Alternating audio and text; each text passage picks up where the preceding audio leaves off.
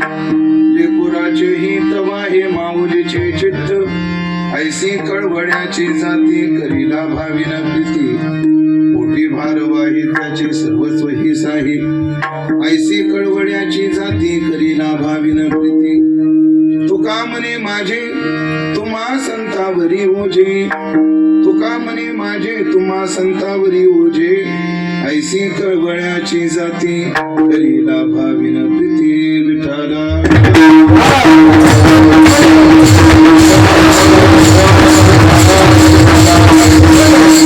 लेकुराचे हित वाहे माऊलीचे चित्त, ऐसी कळवळ्याची जाती करीला भाविन प्रीती। सेवेकरता निवडलेला अभंग संत श्रेष्ठ जगद्गुरु श्री तुकाराम महाराज यांचा 4 चरणाचा अत्यंत गोड सुंदर प्रसिद्ध सर्वांच्या पाठातला हा अभंग असून, या अभंगातून जगद्गुरु श्री तुकोबाराय मातृत्वाचं स्मरण करून आपल्या उद्धाराची जिम्मेदारी संतांवर सोपवतायत।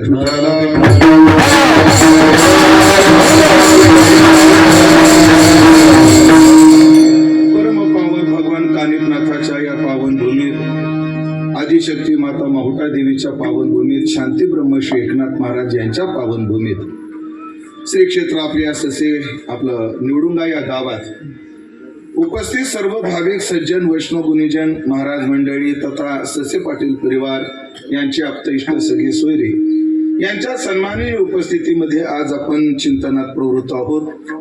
आणि त्या चिंतनाचं निमित्त आपल्या गावातील एक सन्माननीय कष्टाळू व्यक्तिमत्व आदरणीय श्री दिनकरराव त्र्यंबकराव ससे पाटील यांच्या पत्नी तथा आपल्या भागातील परमार्थ वैभव, आमचे परमार्थ पथावरील हृदया भिन्न परमस्नेही आदरणीय हरिभक्तीपरायण संतोषजी महाराज ससे यांच्या मातोश्री, ज्यांना 1 वर्षापासून वैकुंठवासी म्हणावं लागतं अशा वैकुंठवासी उमाबाई सौभाग्यवती हरिभक्तीपरायणा उमाबाई दिनकरराव ससे पाटील यांच्या प्रथम पुण्यस्मरणाच्या निमित्ताने सर्व ससे पाटील परिवाराने अर्थात संतोष महाराज असतील तथा त्यांच्या भगिनी आदरणीय सौभाग्यवती मंगलताई ज्या संजयराव आडकिते यांना दिलेली आहेत, ही कन्या आणि ही चिरंजीव या दोघांनी तथा सर्व ससे परिवाराने आपल्या मातेविषयी आदरांजली व्यक्त करण्याच्या हेतूने या कार्यक्रमाचं आयोजन केलं। आणि त्यामध्ये कीर्तनाची सेवा करण्याचं सौभाग्य माझ्या वाट्याला आदरणीय संतोष महाराज यांच्या प्रेमातून करण्याचं सौभाग्य मला प्राप्त झालेलं आहे। कारण या जगामध्ये सगळ्यात पूजनीय कोण असेल तर हरिभक्ताची माय जगात सर्वात तुकोबाराचं प्रमाणे तुका म्हणे जाय नरका अभक्ताची माय, अभक्ताची माय नरकाला जाते पण वैष्णव चांभार धन्य त्याची माता, तारी उभयता दोन्ही पुढे। पण कोण ते? ज्यांना हरिभक्तीची महिमा आहे, ज्यांना हरिभक्तीचा वसा आणि वारसा आहे। म्हणून असे का हरिभक्ताच्या मातेचं पुण्यस्मरण करण्याचं सौभाग्य आज मला प्राप्त झालेलं आहे। जरी या मातेचं पुण्यस्मरण करण्याचं सौभाग्य मला जरी प्राप्त करण्याचं भाग्य प्राप्त झालेलं असलं तरी या मातेचं पुण्यस्मरण सर्वांना मात्र दुःखाचं निश्चित आहे, दुःखाचं निश्चित आहे। एक कष्टमय जीवन आपल्या पतीला संसारामध्ये साथ देत देत, एका मुलाला एका मुलीला जन्म देत देत आणि कर्तबगार मुलगा निघाला, मुलगी आपल्या नवऱ्याच्या घरी सुखी आहे, गुण्या गोविंदाची आहे, एक नात आहे, एक नातू आहे, असं गोकुळासारखं घर जेव्हा आनंद लुटण्याची वेळ आली। कारण काय सांसारिक माणसाला 4 स्वर्ग असतात। कबीर महाराजांनी सांगितले आपलं शरीर निरोगी असणं हे संसारिकाचा पहिला स्वर्ग आहे। हो, आपलं कर्तव्यात प्रेम असणं हा संसारिकाचा 2रा स्वर्ग आहे। मुलं आज्ञाधारक असणं हा संसारिकाचा 3रा स्वर्ग आहे आणि आपली बायको पतिव्रता मिळणं हा संसारिकाचा 4था स्वर्ग। पहिला स्वर्ग सुंदर हो काया, 2रा स्वर्ग धर्म में माया, 3रा स्वर्ग पुत्र हो आज्ञाधारी आणि 4था स्वर्ग पतिव्रता होणारी। हे 4 स्वर्ग असतात आणि असे स्वर्गाला जेव्हा बहर येते, नातवंड पतवंड येतात तेव्हा एक संसाराचा एक वेगळा आनंद संसाराच्या दशेवर भोगायला मिळतो। जरी आम्ही किती तत्वज्ञान जरी बोललो ना, माता पिता बंधू भगिनी कुणी नवपौती निर्वाणी, कौनाचे मायबाप कौनाचे गणगोत हे जरी आम्ही म्हणत असलो तर आपण हेही ध्यानात ठेवलं पाहिजे, निवृत्तीनाथासारख्या महात्म्याला सुद्धा भावाच्या वियोगाचं दुःख झाले हे आपण ध्यानात ठेवलं पाहिजे। कारण काय, परमार्थाची भूमिका आणि संसाराची भूमिका याच्यातला विवेक माणसाला साधता आला पाहिजे. म्हणून अगदी संसाराचा खऱ्या सुखाचा आनंद ज्या काळात लुटायचा होता त्या काळात मातोश्रीला काही अल्पशा आजारानं अल्प वयातच ये लोकाची यात्रा संपवावी लागली. आणि मी मगाशीच म्हटलोय का हरिभक्ताच्या मातेचं पुण्यस्मरण करण्याचं जरी मला भाग्य असेल तर हे पुण्यस्मरण कोणालाच अपेक्षित नव्हतं, सर्वांना अनपेक्षित होतं. महाराज मृत्यूनं दुःख होतं, वादच नाही, पण फरक असतो. माता मौल्यांना उदाहरण देतो. निरोपाला ऐकलं का 5-7 जण जेवायला येणारे, लवकर स्वयंपाक कर. बाई 5-7 जणांच्या तयारीत होती की 5-7 जण आता काय येणार आहेत, जेवायला येणार आहेत. बाई 5-7 जणांच्या तयारीत होती ना अचानक 10 जण आले तर बाईची धावपळ होते. बाईची काय होते, धावपळ होते. तिची धावपळ का झाली, कारण तिची तयारी नव्हती. तसं माणसाला काही माणसं वयोवृद्ध झाले, अंथरुणावर पडून होते, आज न उद्या मरणार आहे, अशी माणूस मनाची काय करतं, तयारी करतं. मग त्यांच्या मरणाने दुःख तेवढं होत नाही जेवढं दुःख अकाली आलेल्या मृत्यूनं होतं. पण या सगळ्या ससे पाटील परिवार तथा त्यांच्यावर स्नेह करणारे, त्यांच्याविषयी सहानुभूती असणारे, त्यांच्याविषयी समान अनुभूती असणारे अनेक मंडळी गेल्या वर्षी या तिथीला हळहळले. आजही ती हळहळ तुमच्याही हृदयाला आहे आणि माझ्याही हृदयाला आहे. पण त्या मातेनं जगली किती याही पेक्षा, आयुष्य किती मिळालं याही पेक्षा काय असतं. ज्ञानोबाची भूमी फार गोड आहे मंडळी, काय भूमी गोड आहे. काय झाडाला फळ आले तरच अर्थ असतो, काय झाडाला फळ आले तरच अर्थ आहे. नाहीतर फार मोठा आंबा लावला आणि त्याला फळच नाही आली तर लोक सहज मत आहे काय उपयोग नाही, काढा तोडून टाका. काही झाडाला फळाची अपेक्षा आहे, पण जगात एक झाड असेल महाराज त्याला फळाची अपेक्षा नाही, त्याला पानाची अपेक्षा आहे. त्याला फळ आलं पाहिजे असं कोणालाच वाटत नाही, त्याला पानं भरपूर आली पाहिजे असं वाटतं. ज्ञानोबारांनी निरीक्षण केलं. ज्ञानोबाराय म्हणतात न फळता ही सफलता आणि जैसी का नाग लतिका. म्हणजे नागिनीचं पान, विड्याचं पान आहे ना, त्याच्या फळाच्या अपेक्षा कोणीच करत नाही. तिला फळ आलं पाहिजे तेव्हा ती सफल झाली. म्हणून न फळता ही सफलता, काय ज्ञानोबाराची भाषा आहे, न फळता ही सफलता आणि जैशी का नाग लतिका. म्हणून एखाद्याने परमार्थ किती केला, त्याला देव भेटला का, देवाचा साक्षात्कार झाला का, याही पेक्षा त्याचं जीवन किती फळाला आलं याही पेक्षा त्यांनी ससे महाराजासारखा आपल्याला एक महाराज दिला ही त्या जीवनाची सांगण्याचं तात्पर्य. अशा एका हरिभक्ताच्या मातेचंही पुण्यस्मरण आहे. आणि या परिवाराचा वारकरी संप्रदायामध्ये काय परिचय आहे किंवा आदरणीय आमच्या संतोष महाराजांनी महाराज मंडळीत काय प्रेम निर्माण केलंय याचा परिचय आज या ठिकाणी असणाऱ्या महाराज मंडळी दिसतात. मी तर म्हणतो शेवगाव तालुका आणि पाथर्डी तालुका या दोन्ही तालुक्यातील गुणवैभव म्हणजे गायन वैभव, वादन वैभव, कीर्तन वैभव, भजन वैभव, गोसेवा वैभव, सगळं रामकृष्ण हे सगळं वैभव आज एका या निवडुंगा गावामध्ये एकवटलेलं आहे. आता एकेकाचा जरा नाव उल्लेख करत बसलो तर अख्खं कीर्तन त्याच्यात जाईल. एवढी महाराज मंडळी इथे आहेत. आणि जरा बोलतो एखाद्या गावाने अनेक गावची मंडळी आहेत, जरा एकदा या व्यासपीठाकडे पहा, टाळकऱ्यांकडे पहा, इथं बसलेल्या महाराज मंडळीकडे पहा. आणि एका गावाला आवाहन करतो मी, एका परिवाराला आवाहन करत नाहीये, एका गावाला आवाहन करतो, एवढी माणसं एकदा गोळा करून दाखवा. अख्ख्या गावाला आवाहन करतोय मी, एवढी मंडळी एका वेळेला एका मंडपात गोळा करून दाखवा. ऐकलं का? ही माणसं गोळा होण्याकरता माणूस पैशानं मोठा नाही पाहिजे, माणूस मनानं मोठा पाहिजे. म्हणून ही एवढी मंडळी उपस्थित आहे. आणि त्यामध्ये मला कीर्तन करण्याची सेवा संतोष महाराजांनी काय दिली मला अजून कारण कळालेलं नाही. कारण कधी कधी संयोजकाचा असा उद्देश असतो कीर्तन वजनदार झालं पाहिजे. पण संतोष महाराजाला वाटलं कीर्तन कसं होऊ द्या पण कीर्तनकारच वजनदार पाहिजे. आदरणीय संतोष महाराजांनी माझी निवड केली की कोणास ठाऊक. आणि एक काळ होता, कारण काय इथं आता अनेक महाराज मंडळी आहेत, आमचे कृष्णा महाराज आहेत, उद्धव महाराज आहेत, सोमनाथ महाराज आहेत, अनेक मंडळी आहेत की आम्ही त्या काळामध्ये आळंदीमध्ये ह्यांच्यापेक्षा मी थोडा सिनियर आहे, ह्यांच्यापेक्षा थोडा मी सिनियर आहे, हे माझ्यापेक्षा लहान पण आहे आणि माझ्यापेक्षा बारीक तर निश्चितच आहे. माझ्यापेक्षा लहान आहे, मी यांना सिनियर आहे. पण ही सगळी मंडळी आदरणीय हरिभक्तीपरायण आमचे उद्धव महाराज सबलस अर्थात त्यांचे चिरंजीव हरिभक्तीपरायण ज्ञानेश्वर माऊली सबलस यांची जी आळंदीमध्ये धर्मशाळा आहे तिथे राहायला होती. मी बाजूलाच राहिला होतो आणि त्या राहण्यामध्ये आणि तो स्नेह जुळत गेला. माऊलीचा यांचा सगळ्याचा स्नेह जुळण्याचा एक धागा आहे आणि त्या धाग्याचं नाव शिवाजी महाराज गोकारे आहे. शिवाजी महाराज गोकारे आणि त्याच्या माध्यमातून या सगळ्या मंडळीचा स्नेह निर्माण झाला आणि तो आनंदीतला स्नेह या मंडळीने अजून जपला आणि मला आमंत्रित केलं. त्याबद्दल आभार मानतो आणि अभंगाच्या दृष्टीने निमित्ताला धरून चिंतन सेवा अगदी नियोजित वेळेमध्ये पूर्णत्वाकडे नेतो. आज पुण्यस्मरणाकरता उपस्थित आहोत. माणसाचं दोन प्रकारचं कर्तव्य असतं. एक माणूस म्हणून कर्तव्य अर्थात शब्द दुसरे वापरतो 2 मिनिटाकरता. एक समष्टी कर्तव्य आणि एक वेष्टी कर्तव्य. माणूस म्हणून वैयक्तिक कर्तव्य आणि समष्टी कर्तव्य काय? आम्ही कोण्या गावात आहोत, आम्ही कोण्या देशात आहोत, आम्ही कोणत्या काळात आहोत आणि आम्ही कोण्या नात्यामध्ये बांधलेले आहोत असा भिन्न भिन्न कर्तव्याचा विचार आहे. भिन्न भिन्न म्हणजे तुमचा बाप म्हणून काय कर्तव्य, भारतीय म्हणून काय कर्तव्य, ग्रामस्थ म्हणून काय कर्तव्य, भावकीतला म्हणून तुमचं काय कर्तव्य, भिन्न भिन्न कर्तव्याचा विचार आहे. आपल्याकडे समष्टी कर्तव्याचा विचार शास्त्रानं 4 गोष्टी डोळ्यासमोर ठेवून केला. तुम्ही कोण्या वर्णाचे आहात, तुम्ही कोण्या आश्रमाचे आहात, तुम्ही कोण्या वयाचे आहात आणि तुम्ही कोण्या अवस्थेचे आहात. पंचदशीमध्ये विधी निषेध कोणाला आहेत या संबंधाने विचार आहे.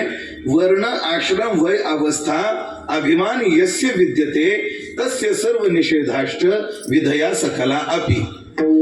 विधी सुद्धा त्याला सगळ्या आहेत. कोणाला? ज्याला 4 गोष्टीचं भान आहे. जोपर्यंत आमच्या डोक्यात जात आहे तोपर्यंत आम्हाला कर्तव्य वर्ण आश्रमानुसार. जोपर्यंत आमच्या डोक्यात आहे मी ब्रह्मचारी आहे का गृहस्थी आहे का संन्यासी आहे मग का आश्रम कर्तव्य आपल्या डोक्यात आहे. मी तरुण आहे का बालक आहे का वृद्ध आहे वयाचं भान आहे तोपर्यंत वय परत्वे आम्हाला कर्तव्याचा विचार आहे. आणि मी जागृतीत आहे का स्वप्नात आहे, मुक्त आहे का बद्ध आहे अशा अवस्थेचा जोपर्यंत अभिमान आहे तोपर्यंत कर्तव्याचा विचार आहे. पण या 4 गोष्टीचा अभिमान सोडून जो पलीकडे जातो ना त्याला मात्र काय आहे? श्रुती माता स्पष्ट म्हणली त्रैगुण्य नैस्त्रैगुण्यो पथी विचरताम ओ विधी को निषेधा. एकदा 3 गुणाच्या पलीकडचा जो मार्ग आहे त्या पंथावर ज्याचं मार्गक्रमण चालू आहे.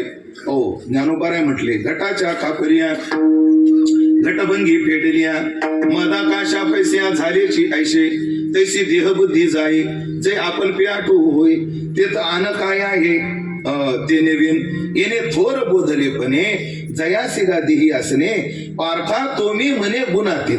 तो गुणातीत पुरुष आहे आणि असा गुणाच्या पलीकडे जो गेला त्याला विधी निषेध नाहीये. पण जोपर्यंत आम्हाला वर्ण आश्रम वय आणि अवस्था आठवते तोपर्यंत आम्हाला कर्तव्याचा विचार निश्चित आहे निश्चित आहे निश्चित आहे. पण वर्ण परत्वे, आश्रम परत्वे, वय परत्वे, अवस्था परत्वे या कर्तव्याचा विचार शास्त्रामध्ये एवढा विस्ताराने आला तेवढा विस्तार माझ्या आवाक्याच्या बाहेर आहे.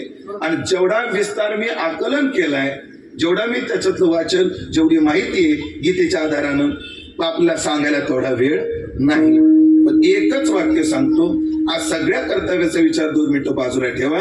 मुलाचं मायबापाविषयी काय कर्तव्य तेवढं आपण पाहू कारण प्रसंग आज कसा आहे तसा आहे. म्हणून मुलानं मायबापाविषयी काय करायचं असतं. मुलागा म्हणजे नेमकं काय? पुत्र कोणाला म्हणायचं असतं?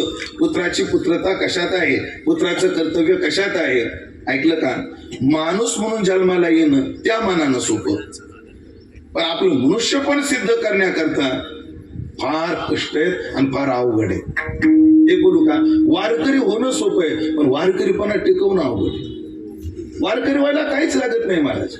वारकरी संप्रदायातली दीक्षा एवढी सोपी दीक्षा जगाच्या पाठीवर कोण्या संप्रदायाची नाही. एखादा महाराज कीर्तन झाल्यावर भेटावं महाराज मला माळ घालायची बस लोक बुक्याचं बोट घेतलं त्याला लावलं घातली गळ्यात माळ रामकृष्णारी म्हणत जा एकादशी सोमवार धरत जा आनंदी पंढरीची वारी करत जा झालं. काही लागत नाही काही लागत नाही काही लागत नाही म्हणजे काही द्यायचं नाही असंही नाही.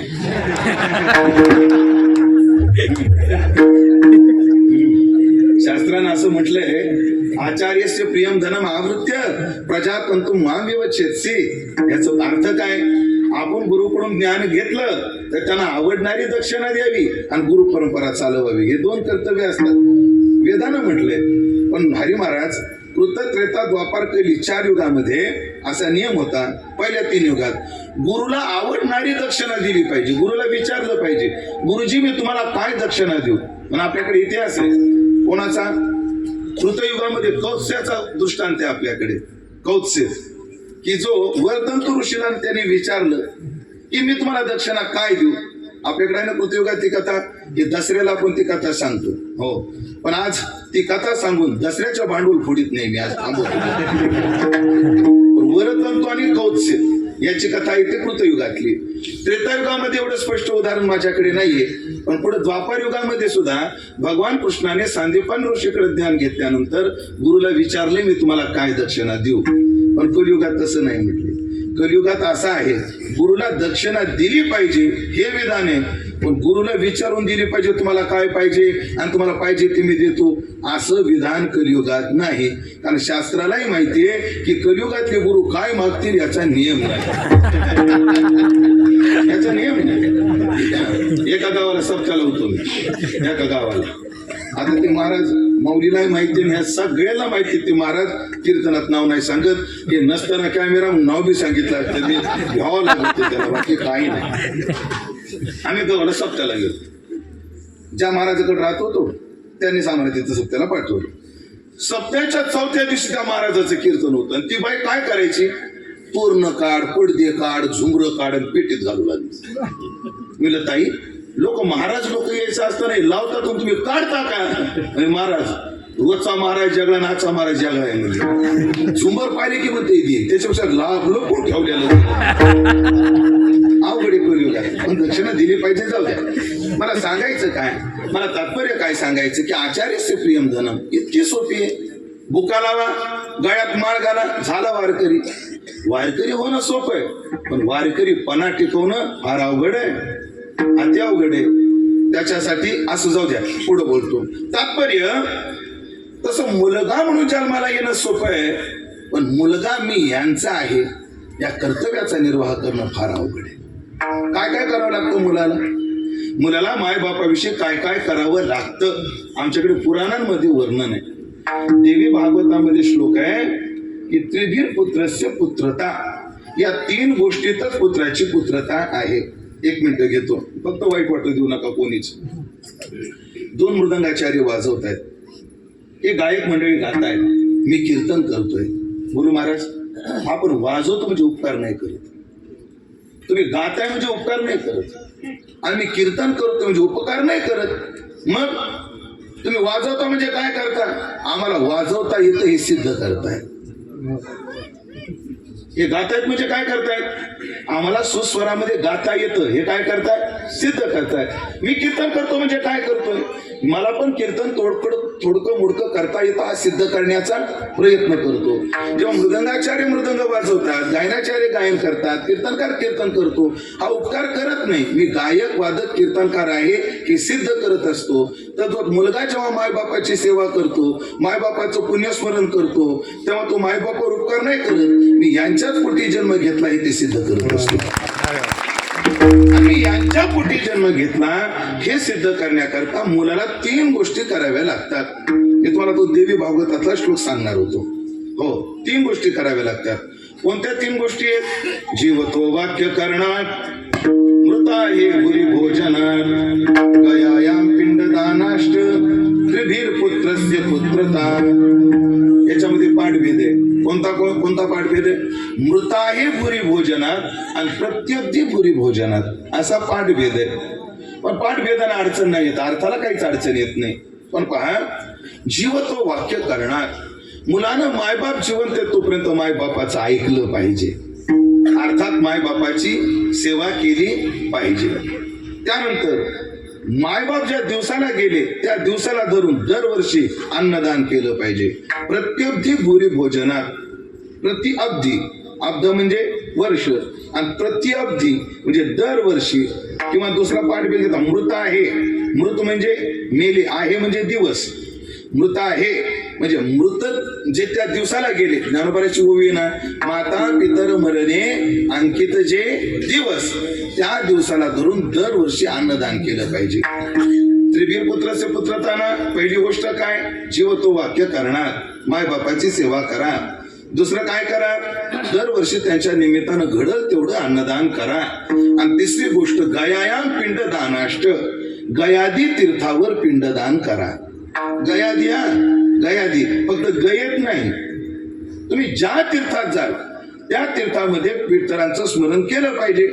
महाराज प्रत्येक तीर्थात कुठं ते आम्हाला ब्राह्मण भेटणार आहे, शास्त्रानं फार सुटसुटीत करून ठेवला महाराज परवा आपल्या साधू संतांनी. काय करा, कोण्या तीर्थात गेले, पैठणला गेले, पैठणचं उदाहरण घेऊ. पैठणला चंद्रभागा नदी आहे.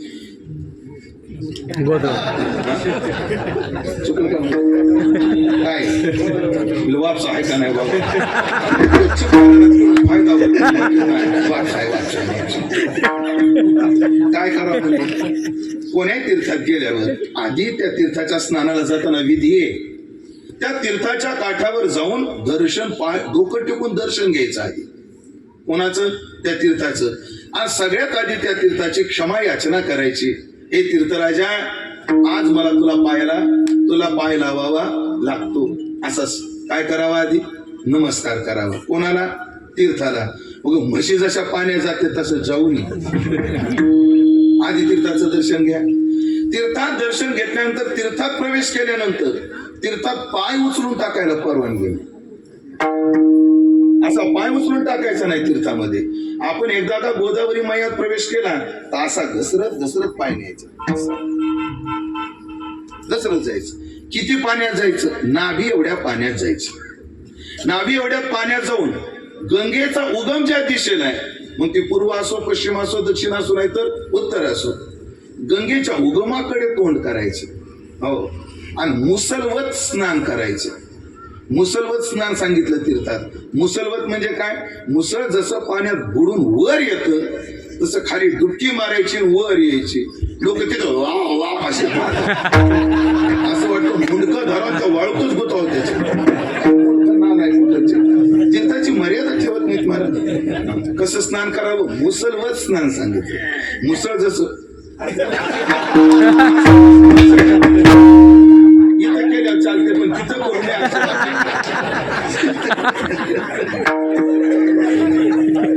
लोक उगत इन्स्ट्रुमेंट घेऊन हिंडत.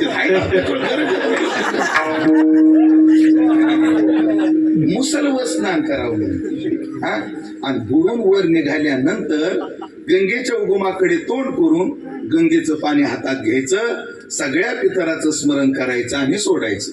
गंगेचे उदक गंगे जैसे अर्पिजे पितरोद्देशे, ज्ञानोबा म्हटले.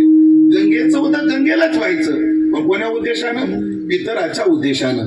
गयायाम पिंडदानाष्ट, मृताय भुरी भोजनात. दरवर्षी अन्नदान करायचं. किती करायचं याचं विधान नाही, करायचं हे विधान आहे.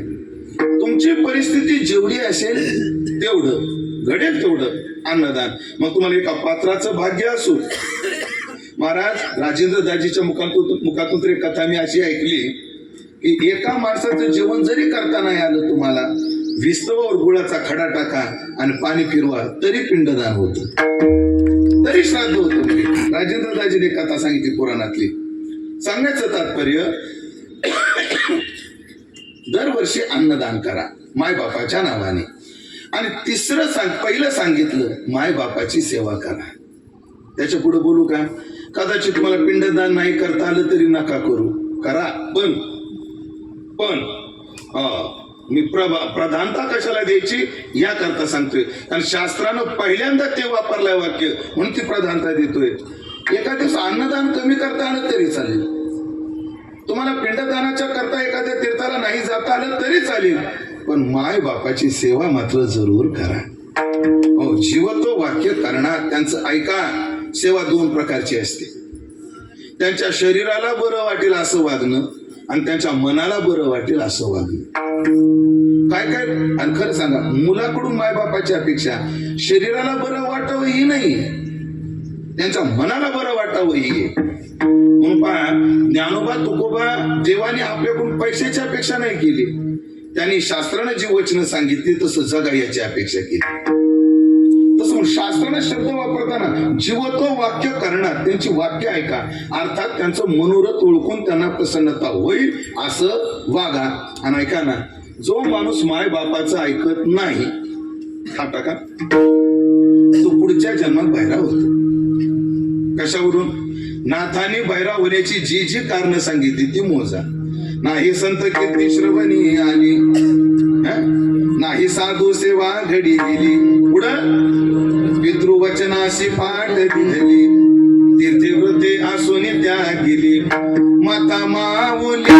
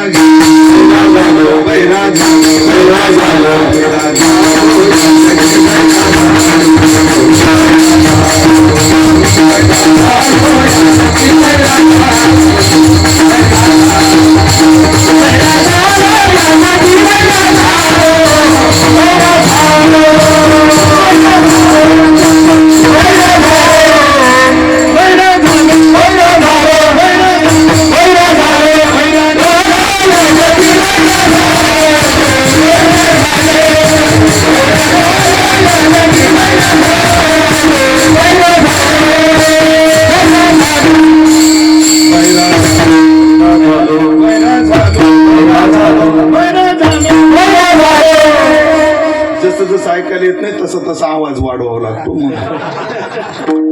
बैरा झालो का बरं? माता माऊली पाचारिता शब्द नाही दिला मागुता, आणि पितृवचनासी पाठ दिदली. ही कर्तव्य आहेत मुलगा म्हणून. मला वाटतं आमच्या संतोष महाराजांनी त्या सगळ्या कर्तव्याचा निर्वाह केला. आई आजारी होती, आईची सेवा केली. हो, आता प्रत्येक दिवशी भोजनात आज तर अन्नदान केलेलंच आहे, पिंडदानादी क्रिया सुद्धा त्यांनी केलेल्या आहे. आता हे कर्तव्य झालं मुलगा म्हणून. आता माणसाचं माणूस म्हणून काय कर्तव्य आहे? अगदी थोडक्यात विचार सांगून अभंगाला पूर्ण पकडे न्यायचंय. माणसाचं माणूस म्हणून काय कर्तव्य आहे? माणसानं माणूस म्हणून एकच केलं पाहिजे. काय केलं पाहिजे? मनुष्यपण तरी साधी नारायण, नाही तरी हीन पशु होणी. त्यानं देव प्राप्त करून घेतला पाहिजे. पण ऐकलं का? देव प्राप्ती करता दोन गोष्टी कराव्या लागतात. परमार्थामध्ये दोन गोष्टी आहेत ज्याला वेदांतानं मोक्ष म्हटलंय. त्या मोक्षाचं स्वरूप काय आहे? आपल्याकडे अनिष्टाची निवृत्ती झाली पाहिजे, इष्टाची प्राप्ती झाली पाहिजे, अर्थात संसार सुटला पाहिजे आणि देव भेटला पाहिजे. पण अडचण एक आहे, संसार सोडणं सोपं नाही आणि देव भेटणं सुद्धा सोपं नाही. संसार सुटतो भय वाटे पर न सुटे हा संसार. खरं सांगा, माझ्या समोर सगळ्यांना मी जाहीर आवाहन करतो, तोंडानं कबूल करू नका, पण मी म्हणतो त्या वाक्याचा मनातल्या मनात विचार करा. खरं सांगा, आठवड्यातून एकदा तरी वाटतं का नाही हे सगळं सोडून कुठं तरी जावं? कुठं नाही बोलायचं, वैतागलो का नाही आपण? वैतागलो का नाही? महाराज कोणी एका अकरावाला बी वैतागलाय, 10 अकरावाला बी वैतागलाय, एका लेकरावाला बी वैतागलाय आणि 10 लेकरावाला बी वैतागलाय, एका बायकोवालाही वैतागलाय. पुढचं ऐका ना, तिला बायकोवालाही वैतागलाय. 10 लेकरं 10च्या नादी लागले. तू वागणं बरं. संसार तुमचा केवढा आहे, शेवटी वैताग ठरलेला आहे. महाराज म्हणतात, भय वाटे पर न सुटे हा संसार. संसार सुटत नाही आणि तो भेटत नाही. कोण? तो सहजासहजी भेटत नाही. भेटवाव त्यासी चरण झाडी न केशी, सावळ्या रूपाशी मनवेडी. शेपक आहे म्हणून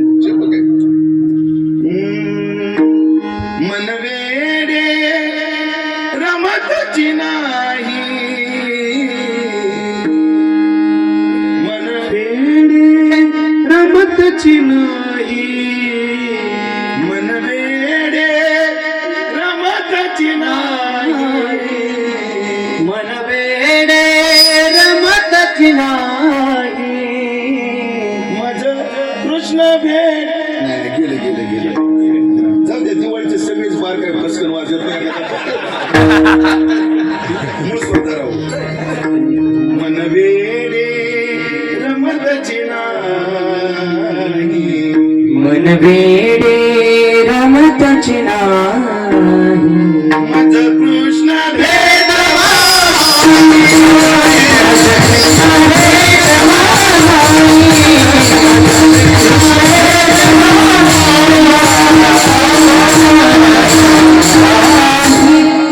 भेटवा पण भेटत नाही ना भेटवा पण भेटत नाही आणि मग ऐका संसारातून बाहेर पडणं आणि देवापर्यंत जाणं विषय अवघड आहे मोठी अवघड वाट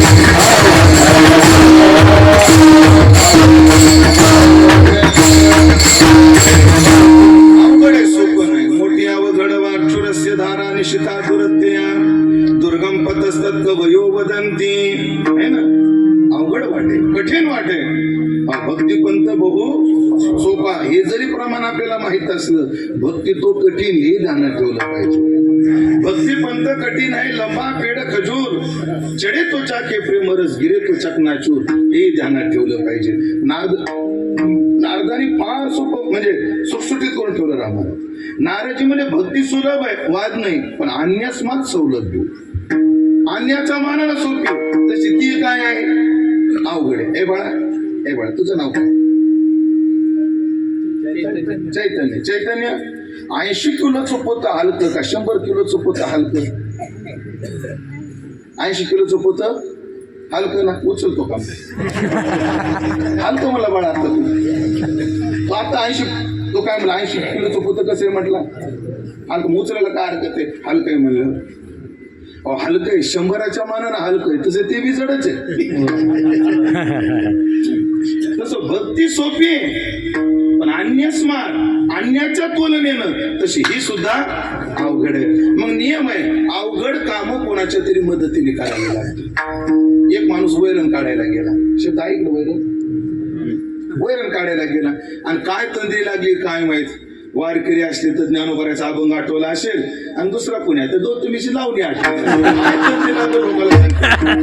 ज्याचा त्याचा स्वभाव आहे काय काढू लागला वैरण काढू लागला आणि वैरण काढता काढता 2-3 पेंड्या जरा जास्तच निघाला जातवान शेतकरी आता जास्त झाले ना आपल्याला उचलत नाही पडू द्या इथं कधीच म्हणत नाही आणि जो म्हणतो तो जातवान शेतकरीच नाही मग तो काय करतो जेवढी वैरण काढली तेवढ्याचा भारा बांधतो आणि एकट्याला जर उचलत नसेल तर शेजारच्याला आवाज देतो राम बाबा टायमिंग परफेक्ट कडे पण माझ्या टायमिंग वर तुमचं टायमिंग अवलंबून हे बी जाणार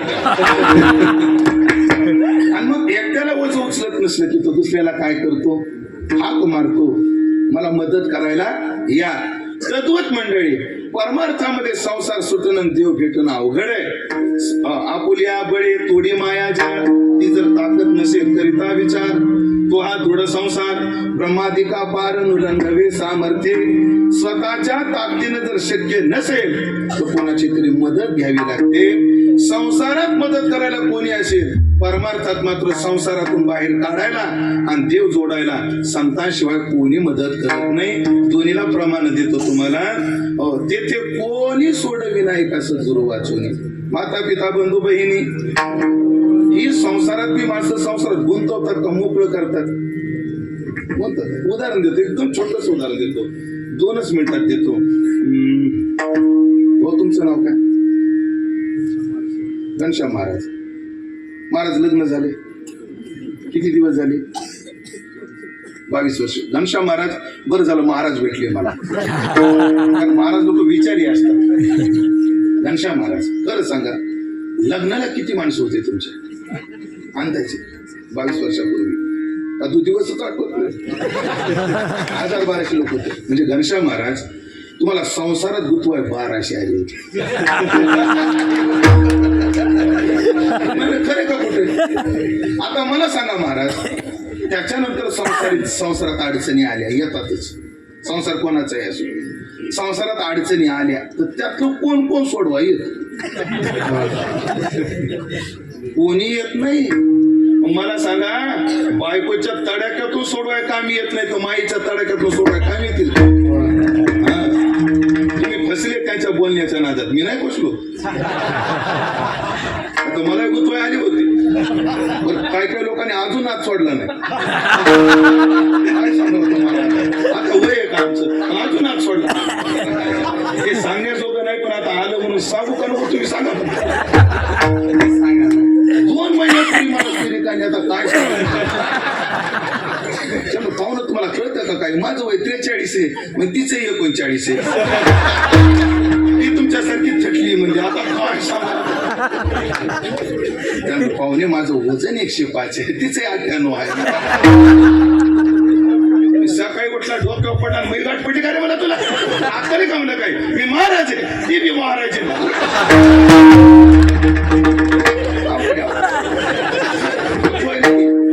पण सोडवायला मात्र येथे कोणी सोडविना,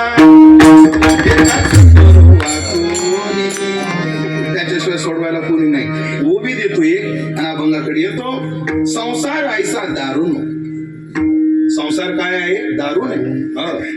जो भेटला हरिशिनू तोच भेटला की शिन हरतो. संसारातून बाहेर काढायला फक्त सद्गुरू आहेत.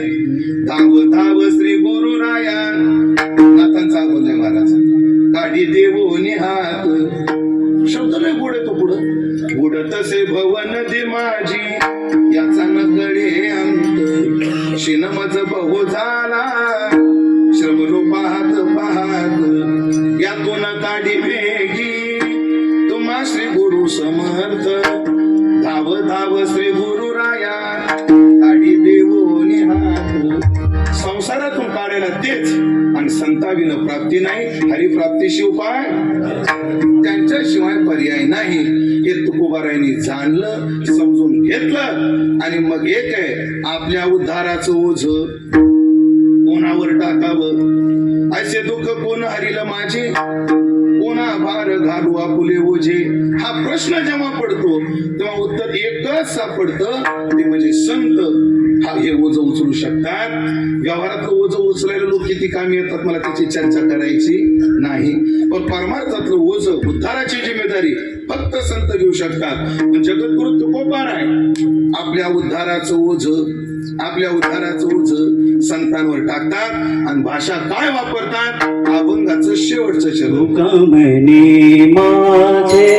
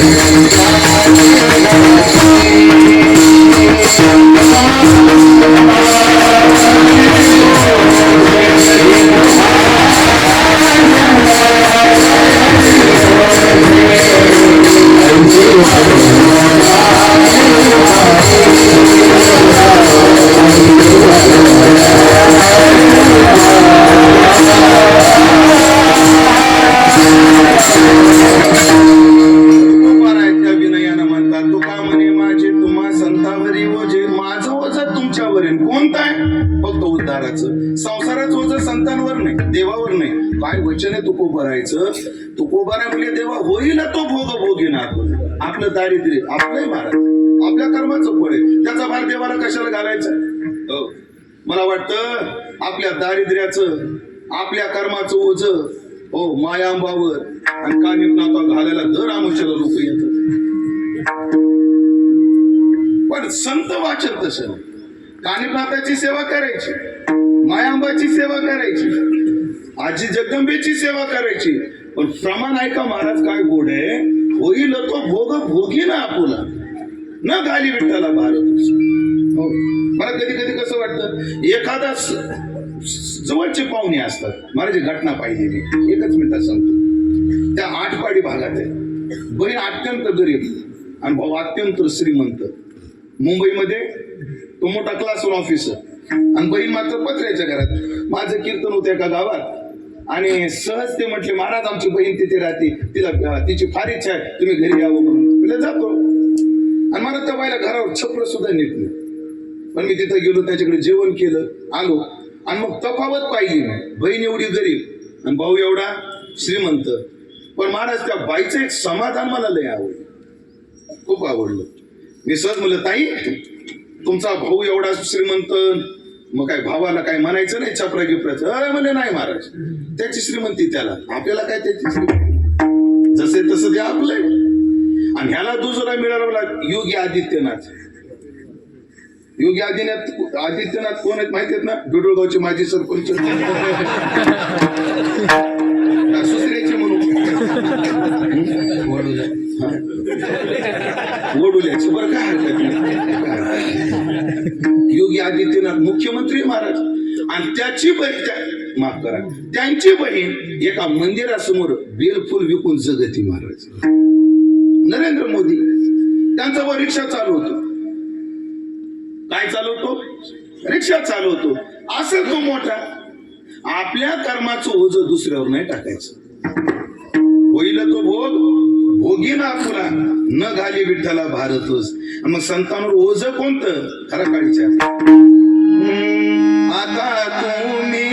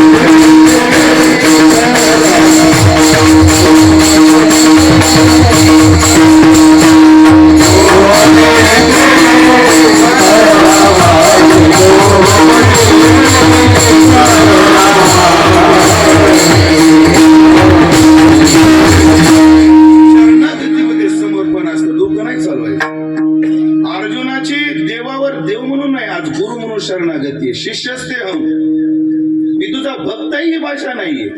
मी तुझा कोण आहे? शिष्य. शिष्यस्ते हम, का मी तुझा भक्तोसी? मी भक्त आहे? नाही, शिष्य आहे. आणि मग आता काय कर?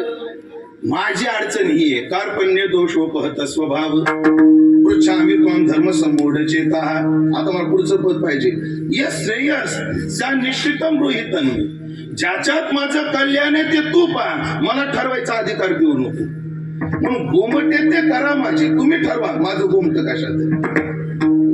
मला हेच करा असं मी म्हणणार नाही, पण माझं एवढं ओझ तुम्ही घ्या. भार ओझे तुम्हाशी. आणि मग ऐका मंडळी, काय असतं, कोणालाही काम सोपवलं आणि नातं जर असलं तर काम लवकर होतं. मला जर देवेंद्र फडणवीसाला फोन करायचा ठरला तर लागेल का सरळ? हा, खटाटोप करावं लागेल की नाही? करावं लागेल. याच्यात अमृतावहिनीला काय काय करावं लागतं? काहीच नाही, ते डायरेक्ट फोन लावते, अरे देवेंद्र कुठे आहेस तू? अगं काय नाही, पाथर्डीच्या सभेला आलोय, निघालोय आता मुंबईला. कशामुळे झालं? नात्यामुळे झालं. नात्यामुळे. मला सांगा,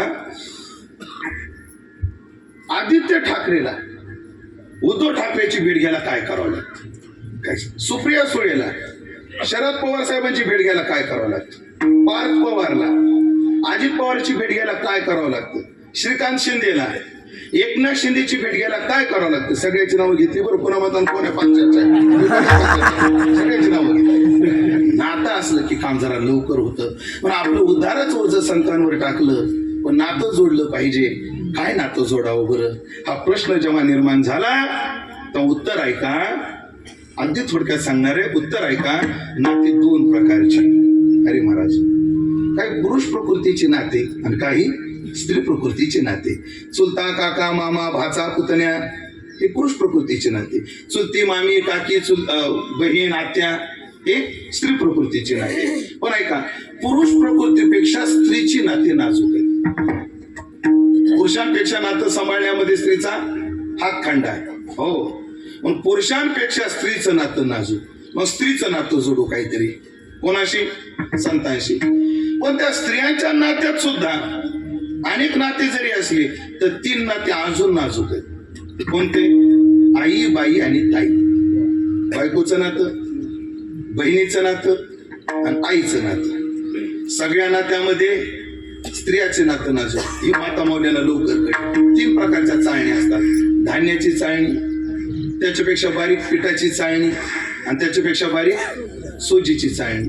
धान्याच्या चाळणीत जगातली सगळी नाती टाकली ना, सगळे गोळून जातात, फक्त बायाची नाती राहतात.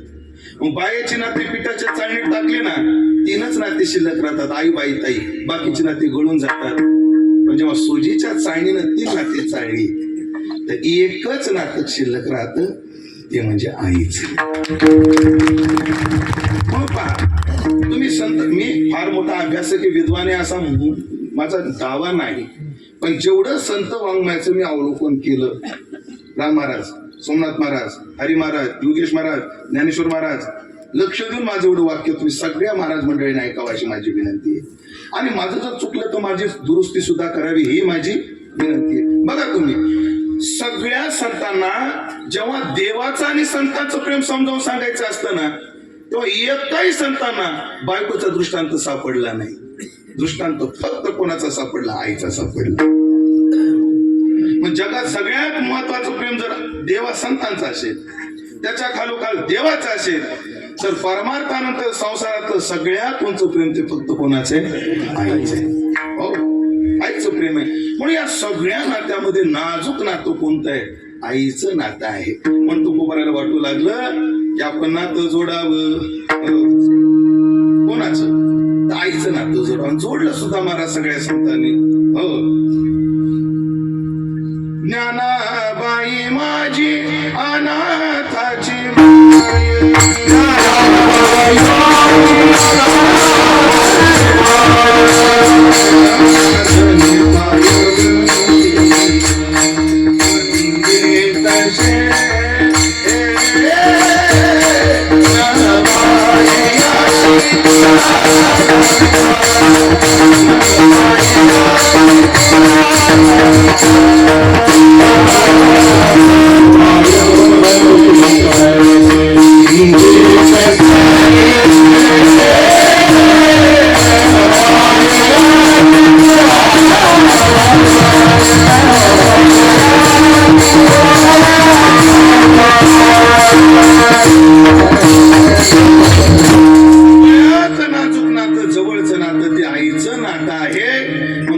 संतांशी नातं जोडतात आईचं. कोणतं? तुळजापुरवासिनी ज्ञानाबाई माय बहिणी ज्ञानराज माझी योग्याची माऊली हो आईचं नातं आईचं नातं. आणि मग आईचं नातं जोडत असताना मी म्हणले की आपलं काम करून घ्यायचं असेल तर नातं जोडावं लागेल. आणि नात्यात सगळ्यात नाजूक नातं आईचं असल्यामुळे तुकोबऱ्या संतांशी आईचं नातं जोडतात. पण नातं जोडताना आधी आईची 5 लक्षणं सांगतात आणि मग नातं जोडतात. आईच्या काय नात्याचं सुद्धा कधी कधी काय करून द्यावं लागतं, भान करून द्यावं लागतं. बाई म्हणते अरे तुला 9 महिने 9 दिवस पोटात वागवलं रे, असं वागू नकोस.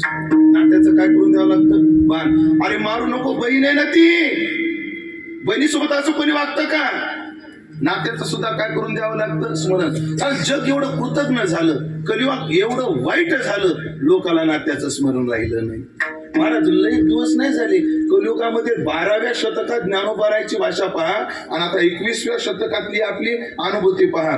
माझी वयाची मर्यादा आहे, माझ्या आश्रमाची मर्यादा आहे म्हणून विस्तार करणार नाही. पण 12व्या शतकात ज्ञानोबाराय म्हटले आत्मजेच्या विषयी आणि जीव जैसा निरागिलाशी. कितव्या शतकातलं लिखा नाही, 12व्या शतकातलं. अवघ्या 700 वर्षापूर्वी महाराष्ट्र असा होता की आत्मजेच्या विषयी आणि जीव जैसा निरागिलाशी. जसं बापाला मुलीविषयी काम निर्माण होत नाही, आता कलियुग कुठे गेली. नात्याचं काय करून द्यावं लागतं, माणसाला स्मरण करून द्यावं लागतं. ठीक आहे, संतांना स्मरण करून देण्याची गरज नाही, कधी कधी गरज नसते, पण भावना गप्प बसत नाही. न बोलवे परी बोलवे श्रद्धा. ज्ञानोबाला काय म्हटले, याच्याविषयी बोलता येत नाही, याच्याविषयी बोलू नाही, पण काय करावं, श्रद्धा काय करते, बोलावते. हो, जो गुणातीत आहे तेव्हा संतांना माहित नाही का, संत मर्यादातीत आहे संतांना माहित नाही का. तरी सुद्धा पंढरी मामी ज्याचे दास त्याचा पंढरी येवास असं एक दिवशी वर्णन का करतात. गुणाच्या पलीकडचा परमात्मा गुण लावण्याचे खाणी का म्हणतात, गरज नाही, पण अंतःकरणातली भावना. महाराजांचं प्रमाण लय गोड आहे, तेवढं म्हणून अभंगात प्रवेश करू आणि लवकर 5-10 मिनिटात सर्व विचार तुम्हाला सांगण्याचा प्रयत्न दास करणार आहे. ऐका. जेथे वेदा तुझा न कळेची पार आणि तेथे मी पामर काय वरून, असं तुकोबराय म्हटलं. पण परी हे वैखरी गोडावली वाचे, पण माझ्या वाणीला सवय लागली की वर्णन करावं म्हणून. संतांना आई म्हटलं की त्यांना माहितीच आहे आई म्हणजे काय असते, पण आपली वाणी शांत बसत नाही. पण तुकोबराय त्या संतांना सांगतात माझं ओझ आहे, कारण मी तुमचा मुलगा आहे, तुम्ही माझी आई आहात. मग आई कशी असते, पहिलं चरण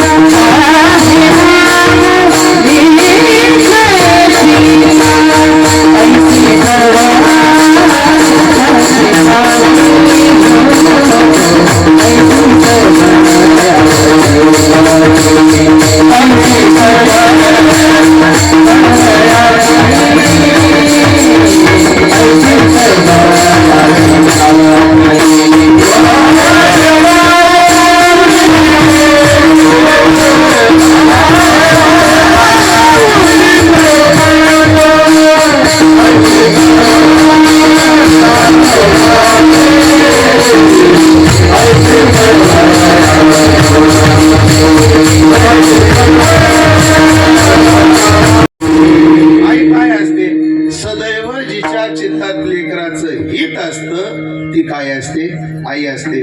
म्हणून जर आईच्या चित्तात जर सदैव लेकराचं हित असेल आणि माझी जर तुम्ही आई असाल तर माझ्या हिताचा विचार सदैव तुमच्या हृदयात असला पाहिजे. पण आईच्या चित्तात लेकराचं हित असतं, हो सदैव असतं. बघा, मातेची चित्ती अवघी बाळकाची व्यथा. बाई एकदम माय होत नाही, ती आधी मुलगी असते. मुलगी झाल्यानंतर मुलगी आई होत नाही, तिला बायको व्हावं लागतं. आधी मुलगी, नंतर बायको आणि नंतर आई. आता या 3 टप्प्यामध्ये पहा. जोपर्यंत मुलगी आहे तोपर्यंत चित्तात भाऊ आणि बाप आहे. जोपर्यंत ती बायको आहे तोपर्यंत चित्तात नवरा आहे. पण एक जेव्हा ती आई होते तेव्हा मात्र लेकरू एकदा चित्तात आलं मग तिच्या चित्तातून निघत नाही. हे बाकीचे टप्पे आहेत. अंदाजे आपण 18व्या वर्षी लग्न होतं असं गृहीत करू. वयाच्या 18व्या वर्षापर्यंत चित्तात कोण आहे? बाप. लग्न झालं, लग्न होऊन मूल होईपर्यंत जो 1-2 वर्षाचा काळ आहे, 2-3 वर्षाचा, ज्याच्या त्याच्या दैवानुसार जो काळ आहे तेवढ्याच काळात कोण आहे? नवरा आहे. पण एकदा लेकरू झालं मग तिच्या चित्तातून लेकरू निघत नाही. कुठपर्यंत निघत नाही? ती मरेपर्यंत म्हणू नका, मेल्यावरही लेकराचं चित्त तिचं निघत नाही. आई जिवंतपणे लेकराचं हित पाहते यात नवल नाही. आई मेल्यावर सुद्धा लेकराचं हित पाहते. तुम्हाला इतिहासातलं, वर्तमानातलं आणि माझं असे 3 उदाहरणं देतो 2-2 मिनिटात. आज इतिहासातलं उदाहरण देतो. जिजाऊ साहेब शेवटच्या स्थितीला आल्या. अंतकाळाला जिजाऊनं शुभांना जवळ बोलवलं. शुभाचा हात आपल्या हातामध्ये घेतला. शुभा, आम्ही निघालो. थांबा ना, आता स्त्रीचं राज्य आहे, धर्मराज्य आहे, स्वराज्य आलंय. आता रायगडासारखी आपली राजधानी तयार झाली आहे. हे सुख भोगायला, आनंद भोगायला थांबा नाही राजे. होती गात्रे बिंबळी, आता दिवस आस्त मानकाळी, जावं लागणार आहे. पण राजे, आयुष्यभर आम्ही म्हणेल ते तुम्ही ऐकलं. आता आम्हाला मरताना तुमच्याकडून 2 वचनं पाहिजे. जिजाऊने किती वचनं मागितली? 2. कोणाकडून? शुभराजेकडून 2 वचनं मागितली. काय वचन आहेत बघा बरं. माय बघा, माय कशी कन्वर्ट होते. कारण सईबाई संभाजी राजाला जन्म देऊन गेल्या आणि ते निमायचं लेकरू आहे. कोण? राजे संभाजी. सोयराबाई आहेत पण त्यांचं सूत्र नाही. पुतळाबाई आहेत पण स्वभावाच्या हळव्या आहेत. म्हणून शिवाजी महाराजांचा हातात हात जिजाऊने घेतला. 2 वचनं मागितली. मला पहिलं आलं प्रमाण म्हणून सांगायचं, पण दुसरं वचन महत्वाचं आहे. पहिलं वचन मागितलं, राजे आम्हाला जर काही द्यायचं असेल तर एवढं द्या, बाळ शंभूराजाची काळजी घ्या. पहिलं वचन मागितलं. आणि जिजाऊनं जे दुसरं वचन मागितलं त्याच्यामध्ये आजच्या अभंगाच्या चरणाचा अर्थ आहे. जिजाऊ शुभाला म्हणतात, शुभा आम्हाला दुसरं वचन असं द्या, आम्ही मेल्यानंतर तुम्ही जीवावर बेतणाऱ्या मोहिमा आखणार नाही असं वचन द्या. प्रतापगडाच्या पायथ्याला जाऊन अफजल खान फाडणं जीवावर बेतणारी मोहीम. लाल किल्ल्यात जाऊन शाहिस्त्याची बोटं तोडणं ही जीवावर बेतणारी मोहीम आहे. विशाळगडाचा पणा, सिद्धी ज्वारचा पणा तोडून पन्हाळ्यावर जाणं ही जीवावर बेतणारी मोहीम आहे. औरंगजेबाच्या कडक अशा पाऱ्यातून, आग्र्यातून पळून येणं ही जीवावर बेतणारी मोहीम आहे. राजे आम्हाला एकच वचन द्या, आम्ही मेल्यानंतर तुम्ही जीवावर बेतणाऱ्या मोहिमा आखणार नाही असं वचन द्या. शुभा म्हणली, आमचा विश्वास नाही हो साहेब तुम्हाला, एवढ्या मोहिमा फत्ते करू नाही. जिजाऊचं वाक्य लय गोड आहे. जिजाऊ म्हणे, नाही राजे आम्हाला काळजी एवढ्याची वाटते, कारण जेव्हा जेव्हा जीवावर बेतणाऱ्या मोहिमा तुम्ही आखायचे आणि जेव्हा तुम्ही मोहिमेवर जायचे तेव्हा आदिशक्तीला साकडं घालून प्रार्थना करायला आम्ही होतो. आमच्या नंतर प्रार्थना करणार होतो. आणि सगळंच काही युक्तीच्या शक्तीच्या बळानं होत नाही राजे. त्याच्याकरता प्रेरणेचंही बळ पाहिजे असते आणि तो तुमचा स्रोत आटतोय ध्यानात ठेवा. म्हणजे आई जन्मेपर्यंत नाही, मेल्यावर सुद्धा कोणाचं हित पाहते? लेकराचं हित पाहते. आता वर्तमानातलं उदाहरण सांगतो मला. वर्तमानातलं माझ्या जीवनात आलेला अनुभव आहे. दादरला कीर्तन करत होतं. हा प्रसंग मी जवळजवळ विकास महाराज 1000 वेळा सांगताय कीर्तनात. आता जवळजवळ वर्ष श्राद्धाच्या कीर्तनात हा प्रसंग मी सांगतोच. पण काय तो प्रसंगच असा आहे, वर्तमानातला आहे आणि एवढा जिवंत आहे, हृदयाला हेलकावा देऊन जातो. मुंबईला कीर्तन होतं स्प्रिंग मिलला, फार जुनी गोष्ट आहे. आणि कीर्तनामध्ये एक बाई 22 ते 25 वर्षाचा मतिमंद पोरगा घेऊन आली. त्याला नीट चालता येत नाही, नीट बोलता येत नाही, तोंडातून लाळ गळायची. कीर्तन होईपर्यंत त्या पोराने विक्षेप केला पण मी दुर्लक्ष केलं. कीर्तन झाल्यावर ते मतिमंद पोरग घेऊन ती बाई माझ्याजवळ आली. त्या पोराची मान पकडली, माझ्या पायावर डोकं ठेवलं. महाराज माझ्या येड्या बागड्याला आशीर्वाद द्या, माझ्या येड्या बागड्याला आशीर्वाद द्या. म्हणलं ताई आता या पोराला मी काय आशीर्वाद देऊ? अरे महाराज त्या बाईनं मागितलेला आशीर्वाद असा आहे. ती म्हणली महाराज ती नीट होईल अशी अपेक्षा नाही महाराज मला. मग मी आशीर्वाद काय देऊ याला? काय नाही महाराज एकच आशीर्वाद द्यावं, मी जिवंत आहे तोपर्यंत ते मेलं पाहिजे एवढाच आशीर्वाद द्या. माझ्या जीवात जीव आहे तोपर्यंत ते पोरगं काय झालं पाहिजे? मेलं पाहिजे. माझ्या डोळ्यात असं टचकन पाणी आलं. महाराज म्हणजे काय होत आहे असा आशीर्वाद मागतात मला, मागता असा आशीर्वाद? ते म्हणजे तसं नाही हो महाराज, माझ्या मागे याचं करणार कोणी नाही म्हणून याला आशीर्वाद द्या. म्हणजे मेल्यावर सुद्धा कोणाचं हित असतं आईच्या डोक्यात?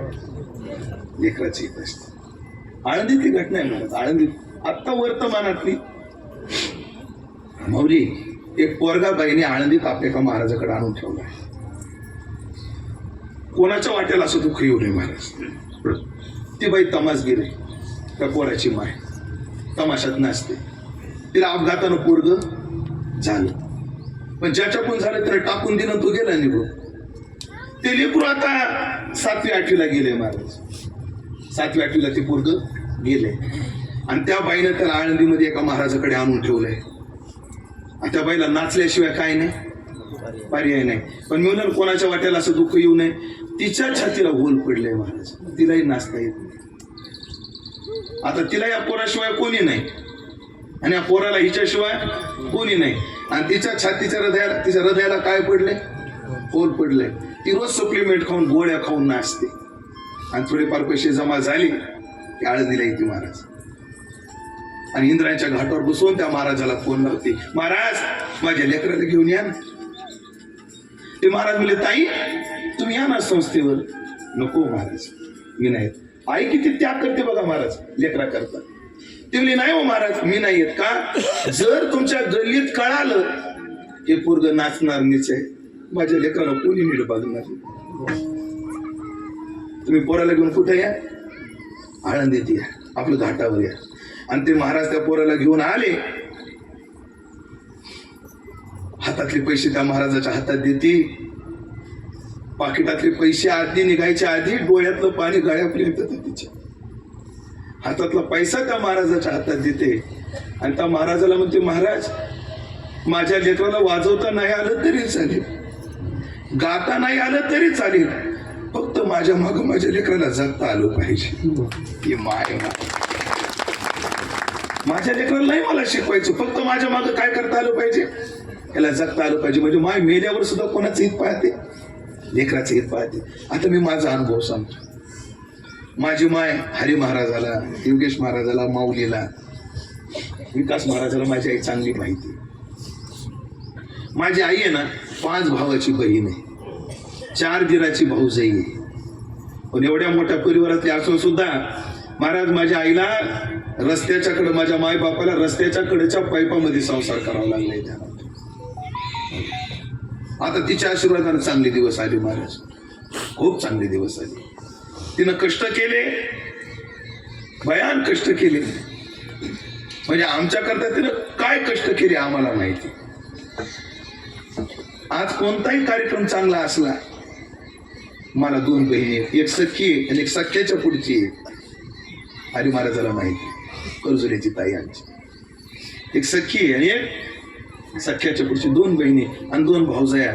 आमच्या घरात कार्यक्रम असला की आमची आई रडते आणि 4 म्हणजे 2 बहिणीला आणि 2 भाऊजायाला जवळ घेते आणि म्हणते, तुम्हाला जर वाटत असेल मला शांत मरण यावं आणि माझ्या पिंडाला कावळा शिवावा, तर तुम्हाला 4घीला एक सांगून ठेवते. म्हणजे तुमच्या 4घीपैकी एकीनं शपथ घ्यावा लागेल माझ्या पिंडाजवळ, आम्ही महाराजाला सांभाळू, तो माझ्या पिंडाला कावळा शिवलं. म्हणते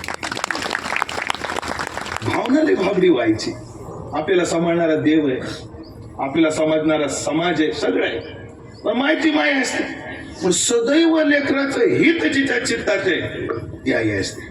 पण काही काही लोक हित आहे, मला तुमच्याविषयी प्रेम आहे, हे नाटकं करतात महाराज. व्यवहारात माणसं काय करतात? प्रेमाचं नाटक करतात. माझ्या बोलण्याचं वाईट वाटू देऊ नका. हो, इथं संतोषसाठी किती आले आणि व्यवहार आहे, भेट द्यावा लागेल म्हणून किती आले. व्यवहार आहे, संतो आपल्याकडे येतो, आपण गेलं पाहिजे संतोकडे. हा व्यवहार आहे. आणि खास त्या लेकरा करता कोण कोण आले, ज्याच्या त्याच्या हृदयाचा विषय. मी म्हणत नाही सगळेच तसे आले, प्रेम करणारी म्हणजे उगाच एवढा समाज जमत नाही महाराज. एवढ्या लेकराने एवढा समाज गोळा करणं कोणचा खेळ नाही. ऐका ऐका, नाटक करतात तो प्रेमाचं, पण आई प्रेमाचं नाटक नाही. आईची कळवळ्याची जाती, तो तिचा स्वभाव आहे. नाटक का अडचणीत आलं की माणसाचं प्रेम कमी होतं. पुरुषाचं सौंदर्य कमी झालं की त्या धनाची झाली तुटी, असली वसवसनी लागे पाठी. पण आई कोण्याच परिस्थितीत सोडत नाही. महाराज मी माझ्या घरचं सांगतो. माझी आजी माझ्या मामाला पॅरेलिसचा अटॅक आला. लुळा झाला मामा एका अंगाने, तारुण्यात झाला. माझ्या आजीचं वय 90च्या जवळ होतं. संतोष महाराज तेव्हा 90च्या जवळ.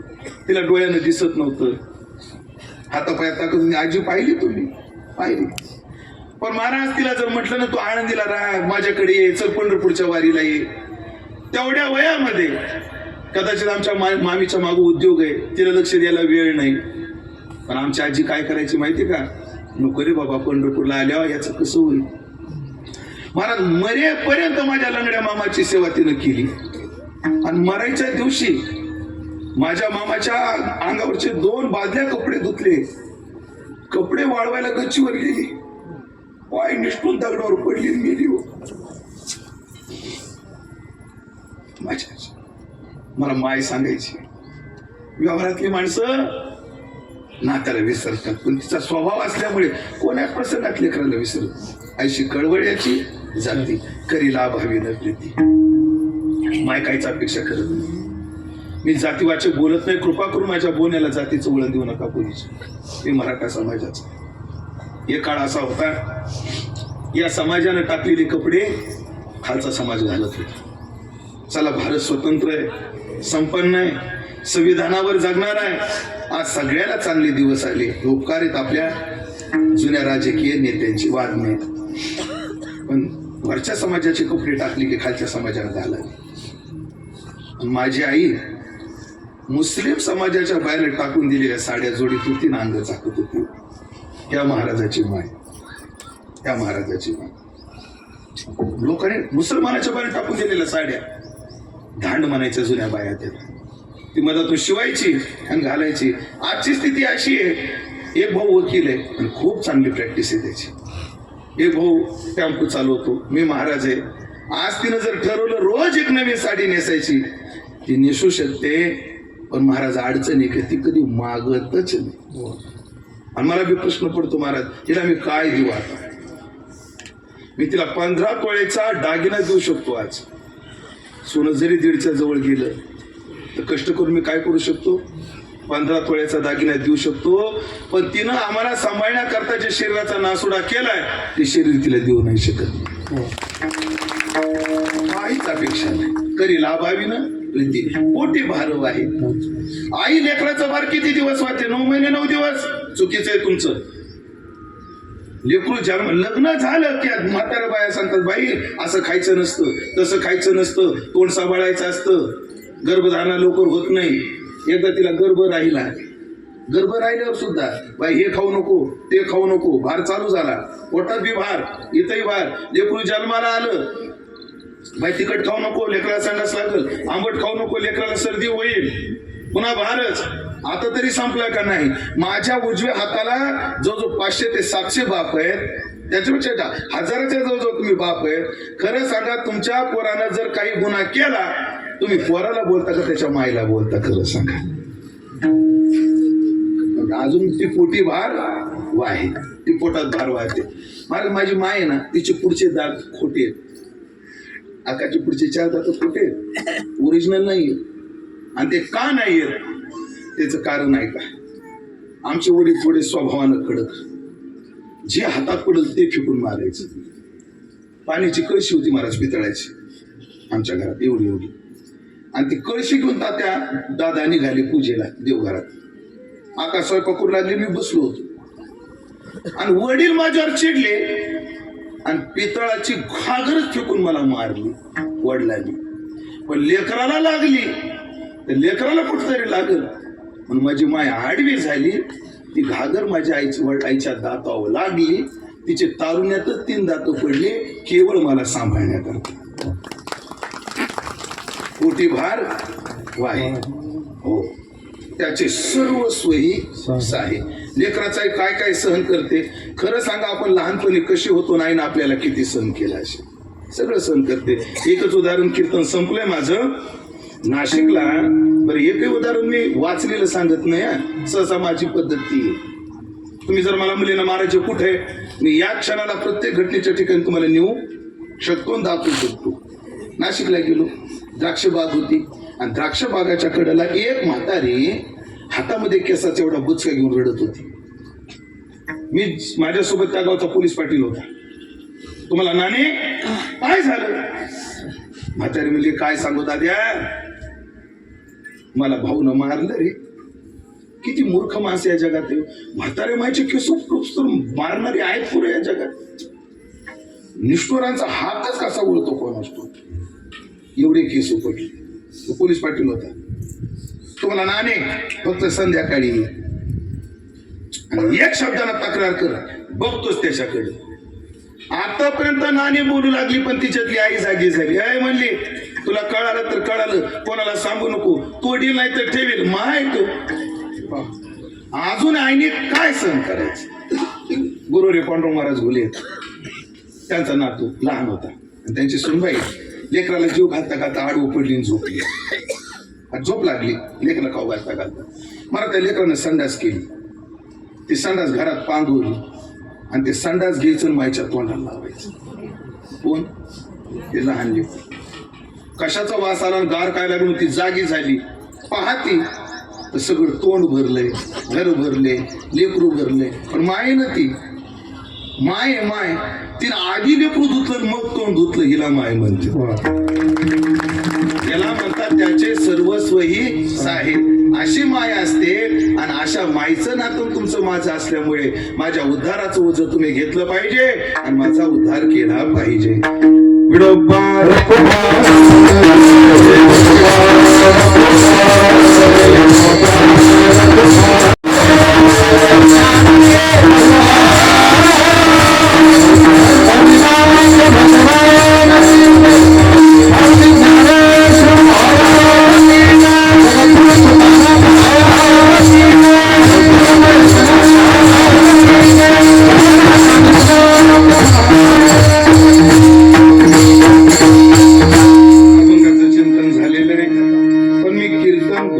संतोषची काळजी केली. मी दिनकर भाऊ बद्दल ते बोलणार आहे. आता 2च मिनिटं घेतो. आपली संस्कृती तुम्ही पाहिली का? आपल्या संस्कृतीमध्ये नवऱ्यापेक्षा बायको वयानं लहान का? याच्या कारणाचा कधी विचार केलाय का तुम्ही? याचे काही सायकोलॉजिकल कारण आहेत, काही बायोलॉजिकल कारण आहेत. दोन्ही काय, बायोलॉजी पण आहे आणि सायकोलॉजी बी आहे. आपल्यापेक्षा वयानं कमी बायको का? त्याचं कारण अटॅचमेंट. एक शब्द अटॅचमेंट. बाई घरामध्ये मिसळलेली असते, गडी घरात मिसळलेला नसतो. त्याला घरात लेकरावर शिस्त ठेवण्याकरता निष्ठुर राहावं लागतं बापाला. जे अटॅचमेंट असतील घरामध्ये, मुलगा असो मुलगी असो सून असो, म्हणून लेकर बापाला मागत नाहीत, आईला मागतात. आई दादाला सांग ना तेवढंच द्यायचं. म्हणजे बाईची अटॅचमेंट घरात जास्त असते. म्हणजे कसं आहे, म्हणजे नवऱ्याच्या मागे जर बाई राहिली तर तिचे दिवस निघून जातात, ती घरात जोडलेली असते. पण बाईच्या मागे नवऱ्याचे दिवस निघत नसतात.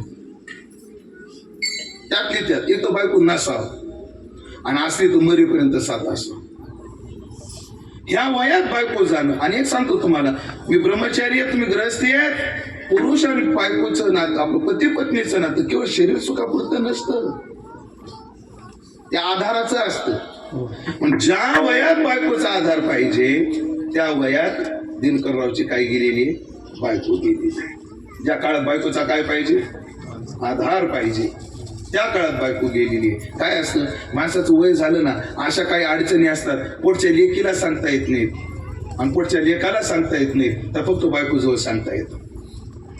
म्हणून दिनकर भाऊचे दुःख मोठ आहे, वादच नाही. त्यांची पत्नी गेली, ते दुःख आहे. त्यांनाही सावरण्याची ताकद देवानं द्यावी. एक मुलगी आहे, कोणत्या गावात दिलेली? देवी नेमगाव मध्ये मुलगी दिलेली आहे. बाईचं परिपूर्ण माहेर माय असते.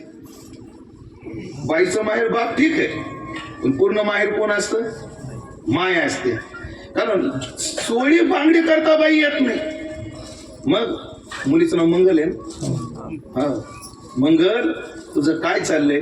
हा पाठीवरून फिरवलेला आईचा हात आणि 3000ची साडी बरोबरी होत नाही. मग माहेरात आल्यावर बाईला सगळं सुखूट असतं, मायजवळ असतं. मायजवळ माय मन काय करते? मोकळं करता येतं. त्या बाया बोलता बोलता सहज बोलतात, पण वाक्य लय गोड आहे. सगळ्याला सगळे, पण पाठीला माय बहीणच आहे म्हणता का नाही तुम्ही? माय बहीण आहे. पण मंगलताईच्या जीवनात दुःख आहे की तिचं माहेर संपलं आईच्या जाण्याने. पण मी आता समारोपात आलोय. संतोष महाराज जाणकार आहेत, हुशार आहेत, वादच नाहीत, समाजात फिरू नयेत, सगळ्या गोष्टीची. एक मिनिट थांब. जाण ठेवणारे आहेत, वादच नाही. त्यांना मी काही सांगावं याची काही गरज नाही. पण मला वर्ष श्राद्धाला बोलवल्यामुळे मला सांगणं माझं कर्तव्य आहे की एवढंच की आता वडिलाची काळजी घ्या, बहिणीची काळजी घ्या. तुम्हाला फार कमी वयात जिम्मेदारीचं ओझं वाढलंय. बापाचं मायचं जीवन होतं ना, तोपर्यंत माणूस बिनधास्त राहतो माय बापाच्या जीवनात, त्यांच्या जीवावर. कारण घराची काळजी नसते. आता तुम्ही कार्यक्रमाला कुठेही गेले तर घराकडे लक्ष ठेवूनच आहे. दिवाळी आली की बहिणीकडे लक्ष ठेवूनच आहे, बापाकडे लक्ष ठेवूनच आहे. म्हणून आई गेल्याने संतोष महाराजाच्या जिम्मेदाऱ्या जास्त वाढल्या. म्हणून आदरणीय संतोष महाराजाची फक्त माय गेली, पण संतोष महाराजाला आता दिनकर भाऊची माय व्हायचंय आणि मंगलताईची सुद्धा माय व्हायचंय, हे ध्यानात ठेवा. म्हणून ही भूमिका नक्की संतोष महाराज पेलवतील, यात काही वाद नाही. म्हणून या मातेच्या स्मृतीला पावन अभिवादन करतो. इथं भरपूर महाराज मंडळी आहेत, सर्वांविषयी सद्भाव व्यक्त करतो. वेळ जास्त झालाय त्याबद्दल दिलगिरी व्यक्त करतो. आणि झालेली सेवा शांती ब्रह्माच्या चरणी, माय आंबा कानिपनाथाच्या चरणी, मावटा देवीच्या चरणी समर्पित करून माझ्या सद्गुरु झोप महाराजाची परंपरा, माझी गुरुवर्याची परंपरा, माझे गुरुवर्य बंडातात्या कराडकर, माझ्या गुरुच्या चरणी सेवा समर्पित करतो. सेवेला पूर्ण देतो. ज्ञानेश्वर